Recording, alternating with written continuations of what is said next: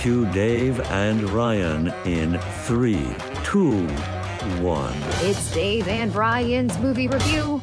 On this segment, we're going to talk about the Fantastic Four because it comes out on the 25th. So the next time our show comes out, it will already have been out for a day. Ooh. Right? Mm-hmm. And Jason Olsen, who's a friend of the show, has hung out and done a lot with us, led me to this gentleman right here. His name is Michael Harris. He's a local gentleman and a Fantastic Four aficionado, we're going to call you. Is that... I think that's fair. I would not take expert because I'm certain there's people out there who know more than me. But we thought that it would be great because there are probably some people that, know a little bit about the Fantastic Four from the terrible movies that we've had. Yeah. And that's like the only thing they know, right? Which is unfortunate. It is worse. unfortunate. Could have been the Flash movie. Could have been the Flash movie. You're absolutely right. Or Superman. Well, okay. Anyway. What do you mean? Big dog? Dumb dog? Okay. So, anyway, let's talk for a moment here and spend some time getting to know, really, they call them Marvel's first family. Mm-hmm. Let's talk about them for a little bit. When did we first start seeing them in the comics? Well, actually, that term first family has multiple meanings with the history of Fantastic Four. First, because they are literally a family. Reed and Sue are married, have a child, Franklin, who will be in the new film. I'm sure we're going to get into that later. Johnny is her brother, and Ben is... he's Uncle Ben for a reason. He's not literally an uncle, but he is. I was going to say, is he going to die? No. Oh, God, I just made that connection. I literally have never thought of that. Oh, my gosh. We just talked about that. We don't need to see that anymore. No, we don't need to see Uncle Ben's death anymore. But he and Reed have been, depending on which version of it, they've been friends since college, since high school, since before. So he is that member of the family who is not blood, but might as well be. But they're also the first family because... they were the first of our modern Marvel comics. They debuted in November 1961, issue number 1. They predate the X-Men. They predate Spider-Man. They predate the Avengers as a thing. In many, many ways, Marvel was saved by the success of Fantastic Four when they released. Marvel was in a bad place. And they needed a hit. They needed success. DC was not only eating their lunch, they were eating their breakfast, dinner, dessert, everything. They had the whole milkshake to go to another movie. And the success of the Fantastic Four really did save the company as a thing. We have the Fantastic Four to thank for modern Marvel being a thing. And... they were also different in many ways than the existing superheroes. They were the beginning of what Stan Lee has said in multiple interviews, superheroes with problems. They were not perfect. The Fantastic Four, as a family, they were like any other family. They fought, they argued, they broke up, got back together so many times. People came in and out. How many times have Reed and Sue been separated over the years? So many. And... that's, so they are Marvel's first family in that sense, but also they were their first. Other than sort of the stuff from World War II with the Defenders and Captain America and the original Human Torch, and that was also where Namor came from, they were first. They were the first of sort of the modern Marvel. So let's get into where people may have, got their first taste of it. There was the movie in 1994 that's very obscure, right? Yeah, that was unreleased and in many ways was made solely so a company called Constantine Film could maintain the rights. And was that Roger Corman? He produced it but not directed it. Okay. And so then you kind of fast forward to that first moment that we really see the Fantastic Four on the screen in somewhat modern times. And when did that first one come out? Gosh, I forgot to write down that date, but if memory serves correctly, it was 2005. It was after the success of X-Men, after the success of Spider-Man. They were like, hey, what else do we have? Oh, we have these people over here. And yeah. And for some reason, it didn't work. It didn't work. There are parts that did work. It's funny, Jason Olsen, as he's been sort of getting himself steeped in Marvel Comics, about the Fantastic Four back history, and so he's been reading through things, but also rewatching the movies as I've been rewatching the movies, and we actually kind of disagree on which is worse, the Fantastic Four or Fantastic Four Rise of the Silver Surfer, the sequel that came out in 2007. I think the sequel is worse. He thinks the original is worse, but it didn't work for a lot of reasons. First off, what did work? Chris Evans as Human Torch. Yes. He really worked in that movie. Almost nothing else worked in that film. There are hints, and there's like a great montage in that first film where they're in the Baxter building. Reed is researching, trying to figure out how the source of the powers. Can he turn Ben back into a human being and everything else? And there's like, and it shows like them as a family, you know, interacting. There's some wonderful practical jokes between Ben and Johnny, which is a classic from the comics. They do the whole thing with the whipped cream in the hand and whatnot. And that works because it really does show them as a family, and it works so well. You almost even believe Reed and Sue as a couple in that because, my God, Jessica Alba and Jon Gruffud, I was never sure how to say his name, have almost no chemistry on screen. It's true. I would agree with that statement. Yeah, and I, as much as I love Michael Chiklis, it didn't work. It didn't really work. The costume was...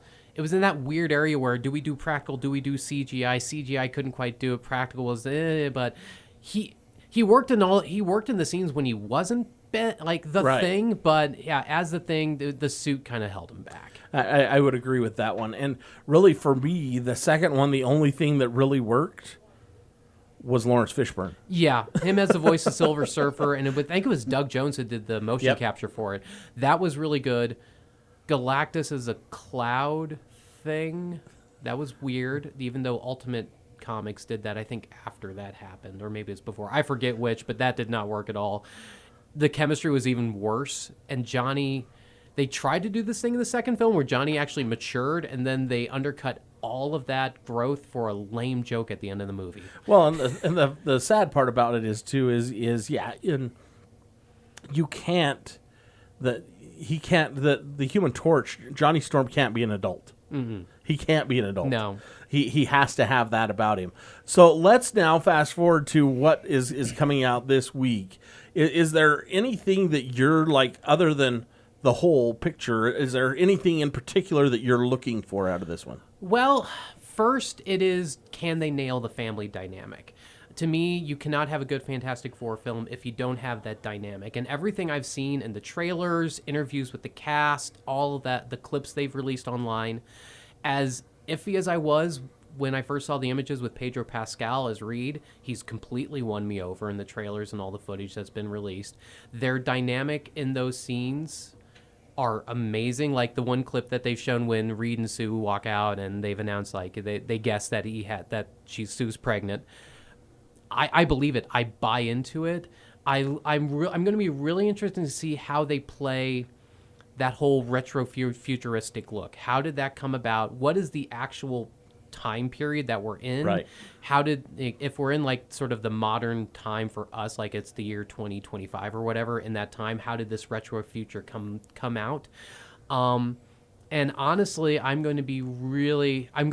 cannot wait to see that first full reveal of Galactus on screen, because that's always been the thing with Galactus. How do you portray a giant man in a purple suit with weird ear things that looks like he's a refugee from some Doctor Who Cyberman thing? Well, and I think that I was just wondering that, to go back to your one point, I was just wondering that the other day. I'm like, okay, is this like, because they're introducing, once again, they said they were going to try and steer clear of it, but they're not. We're back in the multiverse again, and that's Ryan's favorite thing with Marvel. He loves the multiverse. I'm like Deadpool. Just let it die. Just let it die. So my question is, I guess, is that universe that they're from, is it like you said, the same time, but it's from that planet or that universe? And this is where I'm going to be interested to see how they tie in the multiverse aspect of it. How does, as we saw with the post-credit scene with Thunderbolts, they're going to cross over into the main MCU universe. I forget what is the official universe designation of it. Is it 616? No, 616 is the comics. I thought it was like 8 something. I can't remember. I can't keep them straight. Yeah. Anyway, how are they going to cross into it? Why are they going to cross into it? And that we know Franklin is a part of this movie as a baby. We saw in the clip that was just released, Galactus wants Franklin. Reed says that's too high of a price to pay. But Franklin is such an interesting character when we get to the multiverse, because, well, Franklin and also Reed's father, Nathaniel Richards, who, when we first saw Malkovich in the first trailer, I was like, oh, is he going to be Nathaniel? No, he's not. I'm very sad that he's not. And now he's not even in the movie. And now he's not even in the movie, and I'm sad about that, because Nathaniel Richards, has a history with Franklin. I don't know. Do we want to dive into Franklin a little bit? We can, because I think that as you and I talked about before we came on, I think this is how we're going to dip that toe into mutants. Yes, yeah, and that's one of the first things to know about Franklin since he was born, which was annual number 6, which I think was I have it in my notes. I made notes for this. 1968, November 1968. So 7 years after the comic debuted.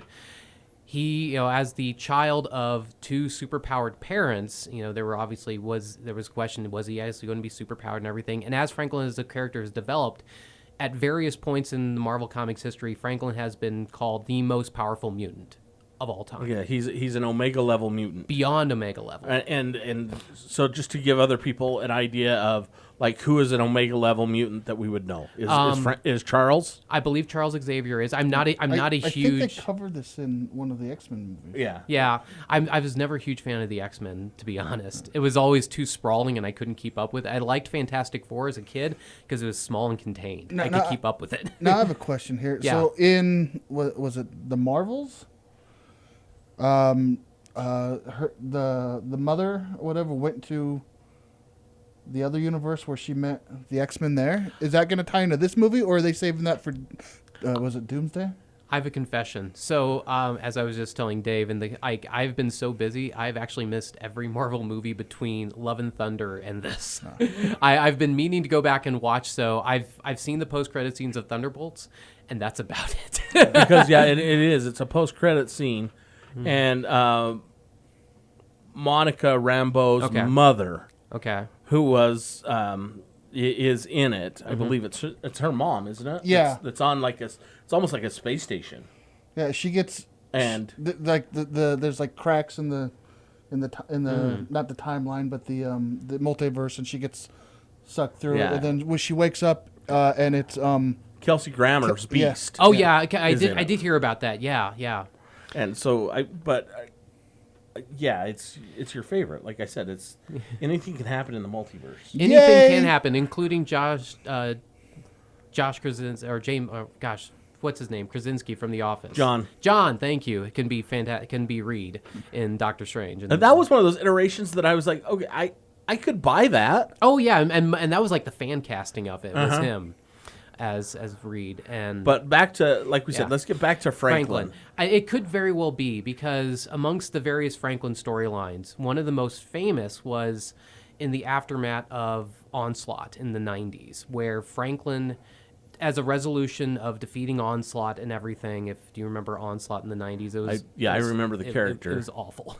But as a resolution of that whole storyline, Franklin takes the Fantastic Four, Iron Man, Captain America, and there was a fourth comic. I don't think it was just Avengers, but takes a lot of those characters and they get shunted into a pocket universe, what's called the Heroes Reborn universe. And for about a solid year, those 4 titles were in their own little pocket universe. And eventually, Franklin collapses the pocket universe, brings everyone back. No, he doesn't collapse it. He actually kind of retains it. There's some characters that cross over, like Ricky Flag is from that universe technically, and there's a Counter-Earth, there's a whole thing. But so Franklin literally can create his own universes, and as one of his powers. Now, he's been depowered, powered, kind of holding it off at various points in the comics.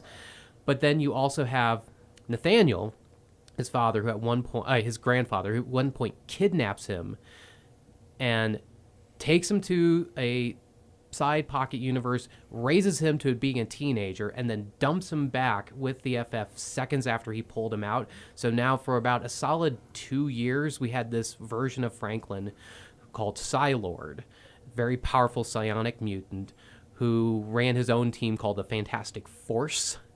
And then eventually they do something and he comes back as once again he's a kid.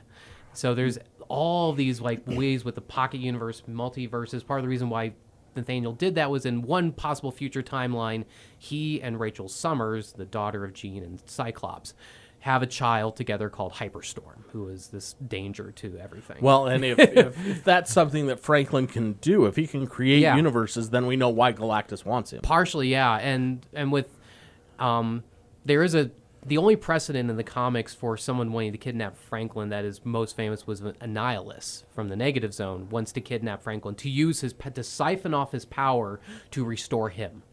That he could siphon off Franklin's power, which partially is tied into the negative